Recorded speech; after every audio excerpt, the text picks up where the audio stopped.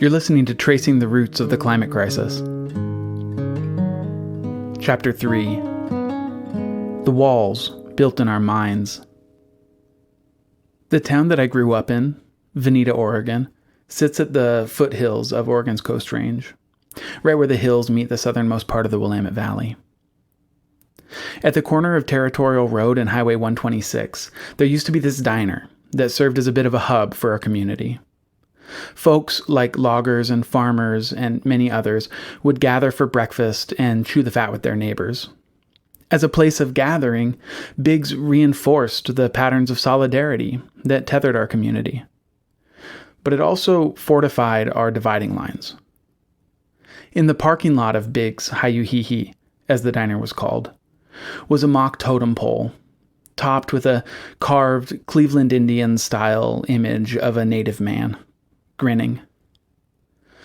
So there, on Kalapuya land, stood a faux Haida pole upon which a caricatured Indian smiled down on overburdened log trucks that seemed always to drive in the same direction. This Indian statue tells us almost nothing about the indigenous peoples of this land, but it tells a troubling story about my community. He was our creation, after all, and he was invented by us to be our mirror image. He's one important construction that justified the subordination of this land and its ancestral peoples. My whiteness is another. I'm Ben Cushing. Welcome to Chapter 3 of Tracing the Roots of the Climate Crisis. This week we'll ask questions like, what's the relationship between the walls in our minds and the walls between our communities? Where did these walls come from? What purpose do they serve? And whose?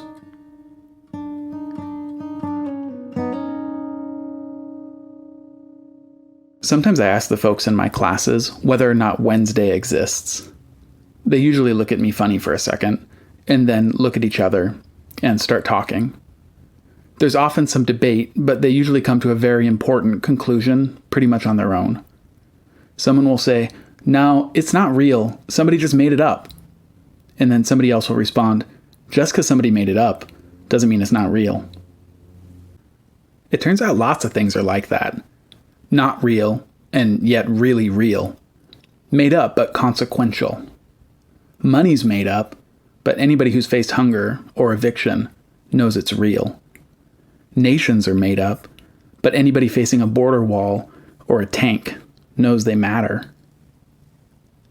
Wednesday's an example of what is sometimes called a social construction. That term's gained quite a bit of traction in the past couple of years. A social construction like Wednesday is a category.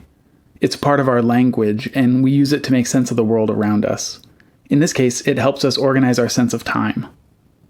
When pressed on it, we can certainly see that there's no essential Wednesdayness to one day or Thursdayness to the day after.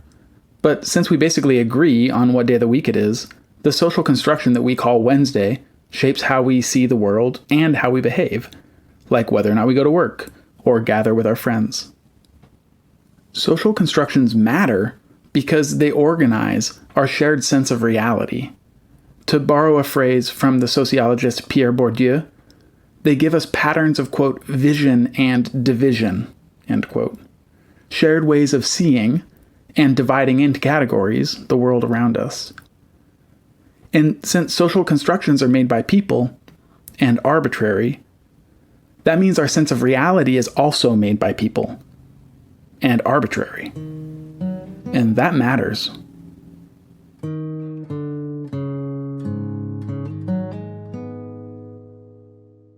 Actually, all aspects of culture, from our values to our big stories to our social constructions like Wednesday, are made by people.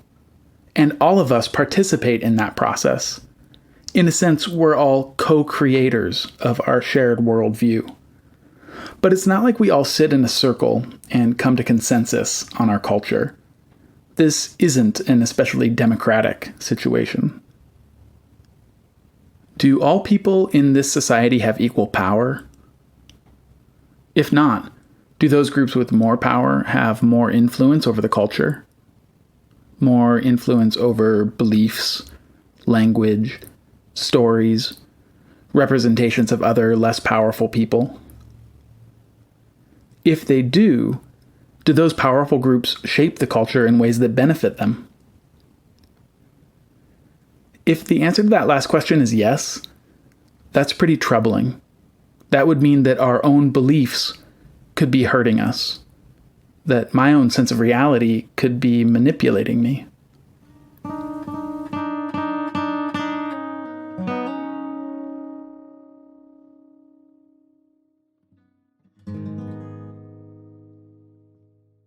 In this chapter and the next, we'll be exploring some of the ways that culture can function to legitimize systems of power. It can even make those systems feel natural and inevitable, as just the way the world works. And we're also going to ask questions about how culture might be a site of resistance. If beliefs and stories can justify oppressive systems, can we not also use beliefs and stories to challenge those systems and call into being alternative ways of living together, ways that do justice to our past and present, and allow us to build the worlds that we want and need? But that's a really big subject. So where do we begin? Let's start by thinking about division, or more specifically, about dichotomy.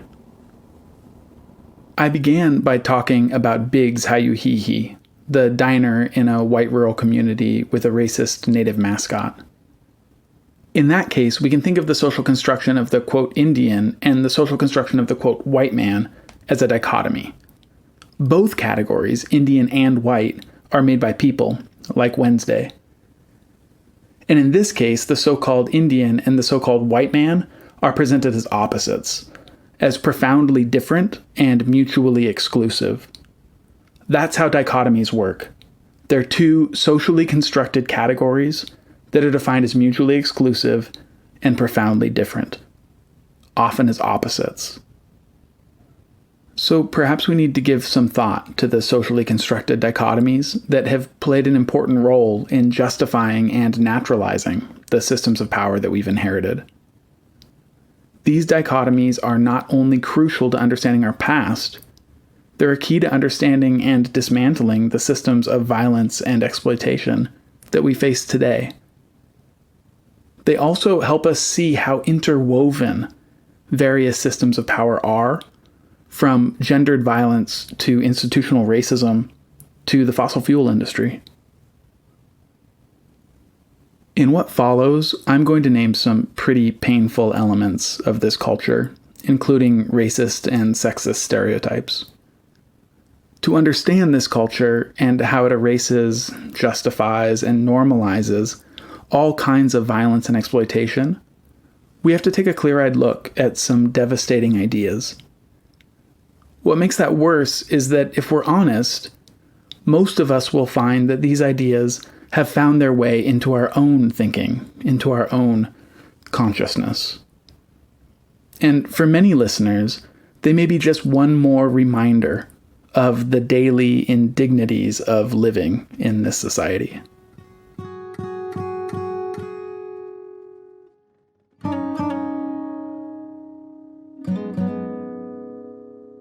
Sometimes when I teach, I'll put a T-chart up on the board, like a big cross. On the top left side, I'll write human, and on the top right, I'll write nature.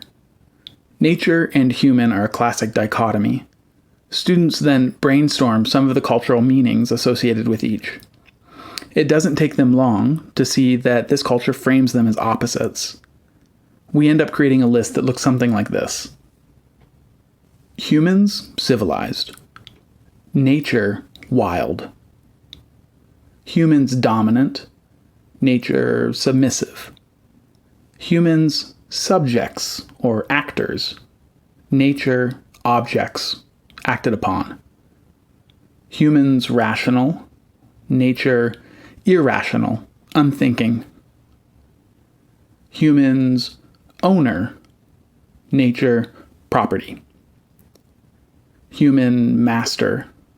Nature, wild and in need of taming.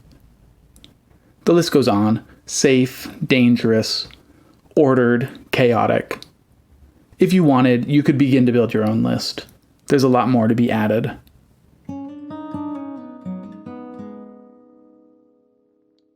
Remember, this list that we're building isn't about naming what's true.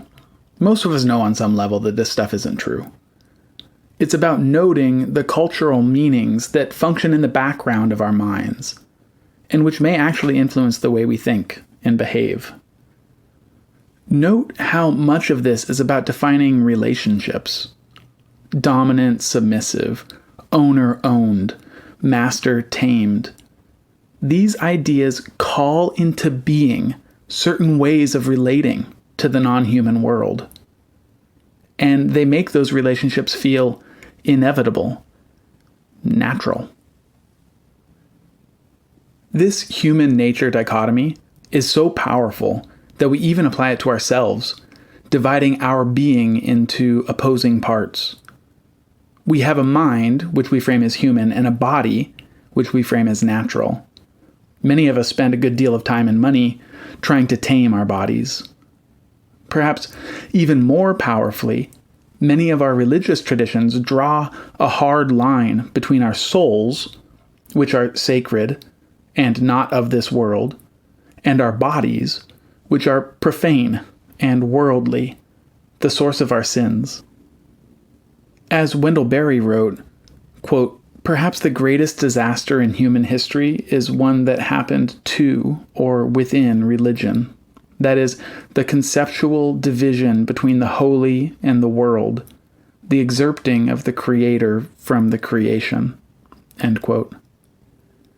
The dichotomy of the holy and the profane devalues the world and all living beings that constitute it, including, I'd argue, us.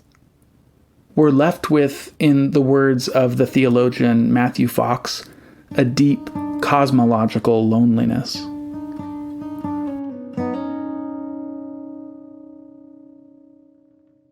I'll then put another Tchart up on the board for another dichotomy, another division grounded in this culture. On the left side, I write masculine. On the right, feminine.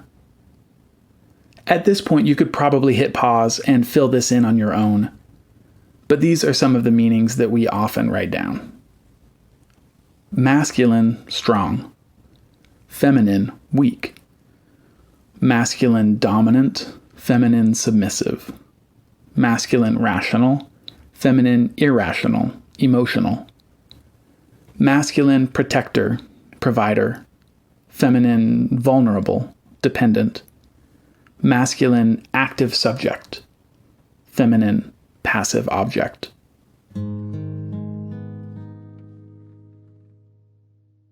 Of course, this list could go on. And of course, it would vary in different times and places. These are, after all, cultural creations, subject to constant change. And they've certainly changed over time. Still, they persist in U.S. society today. And these aren't just meanings. Importantly, they're also roles.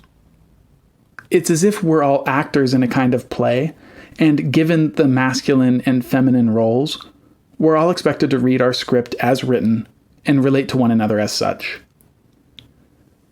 And of course, most of the institutions of our society have been historically, and often still are, organized according to these roles and the power relations they imply. Husband, wife, doctor, nurse, dentist, hygienist, pilot, flight attendant, boss, secretary, principal, teacher, and so on. Each are gendered roles in gendered institutions, and each concentrates power in predictable ways. These meanings matter because they don't only shape our thinking, they shape our behavior and organize our institutions. They organize power.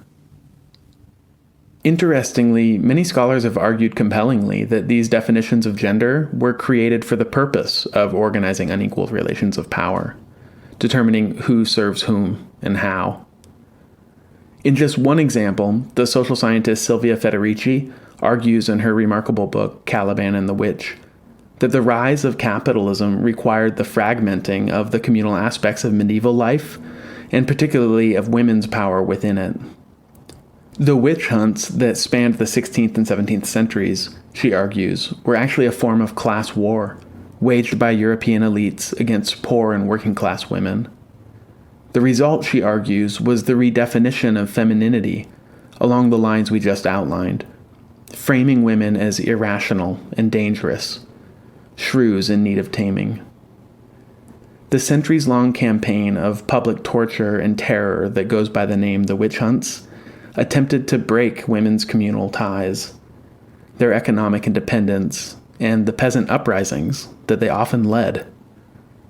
Despite this continuous assault, various groups of women in all kinds of contexts have been resisting these forces ever since.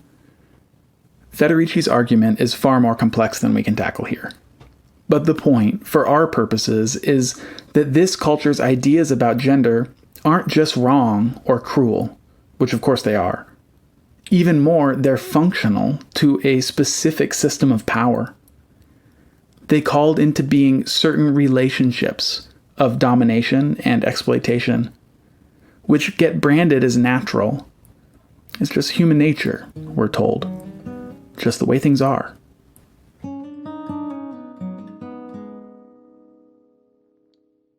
The last T-chart to go up on the board is labeled with the words white and black. Like human in nature, and like masculine and feminine, white and black are social constructions, dichotomies invented by people. Historians have a pretty clear understanding of when, where, and why racial categories were invented. And perhaps by now you can guess the gist of the story. Racial categories function to legitimize various forms of power, historically and today. They tell a story about who can enslave whom, about whose land can be taken by whom, and whose voice, indeed whose life, really matters within this society. So my students and I begin the ugly task of filling in our T-chart. It usually ends up looking something like this. White, civilized, black, savage. White, safe, black, dangerous. White, clean, black, dirty. White, rational, black, irrational. White, moral, black, perverse. White, human, black, not fully human. We could go on, but you get the picture.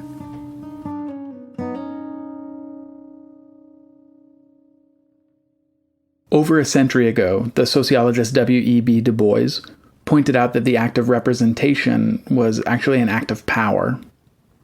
One of the powers of dominant groups within a society, in this case white people, is to represent themselves and to represent others. In other words, white folks have the power to define whiteness for themselves and blackness for black people. More recently, the black feminist sociologist Patricia Hill Collins built on this insight, arguing that racial stereotypes aren't just generalizations about a racial group, which would be wrong because they erase individual differences. Rather, she suggests that racial stereotypes were strategically developed by white elites to justify specific forms of exploitation and violence. So, for example, when white slavers framed the black men that they enslaved as dangerous, especially to white women, they justified a whole regime of violent repression to maintain black men's subordination and punish anyone who fought back. Even more, Collins argues that white slavers developed gender-specific and class-specific stereotypes, which were applied to people according to the specific types of labor that they were forced into on plantations. For example, enslaved men who worked in the fields were framed as strong but dangerous, and enslaved women who worked in the master's home were framed as maternal and safe, the mammy stereotype. She called these representations controlling images, images that function to maintain a certain kind of race, class, and gender hierarchy, to maintain control. There's much more to Collins's argument than we can address here, but the point, for our purposes, is that these socially constructed categories aren't just bad ideas. They're tools of power, and they've functioned to erase and legitimize some of the most horrific things that we humans have ever done to one another.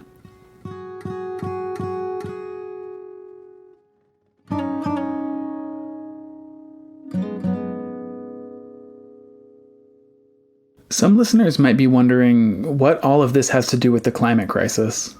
These seem like very different issues, and indeed in many respects they are.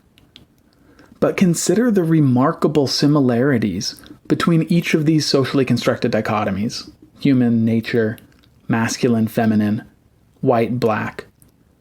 They aren't exactly the same, for sure, but they sure rhyme. Note how each creates roles and calls into being certain kinds of relationships.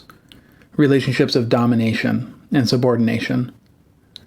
Relationships that frame the dominant groups, humans, men, white people, as rational, and subordinate groups, nature, women, black people, and other people of color, as irrational and wild. They encourage dominant groups to tame and use subordinate groups. They frame the dominant groups as active subjects, while framing the subordinate groups as passive objects, things to be used.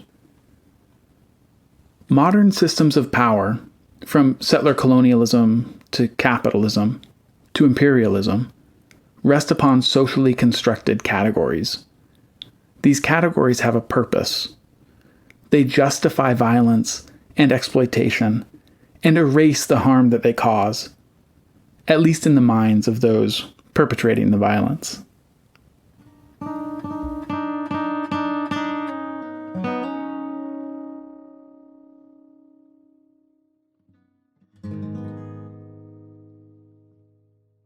What does it mean that patriarchy, white supremacy, and extractive capitalism all rest upon the same, or at least similar, ideological foundations? Can this insight offer us clues about how to dismantle these systems? Given how interwoven these systems are, can we really tackle the roots of the climate crisis if we don't also tackle white supremacy and patriarchy? On the one hand, this can feel really overwhelming. How do we go up against such massive interlocking systems of power? But on the other hand, as Audre Lorde and many others have pointed out, when we see how intersecting these systems really are, we don't only see the size and the power of those systems, we also begin to see our many potential partners in dismantling those systems. Maybe this is overly simplistic or trite, but I'm going to say it anyway because I feel it's true. If the question is, how do we go up against such a massive interlocking system of power, a system so effectively built on division, maybe the answer is together.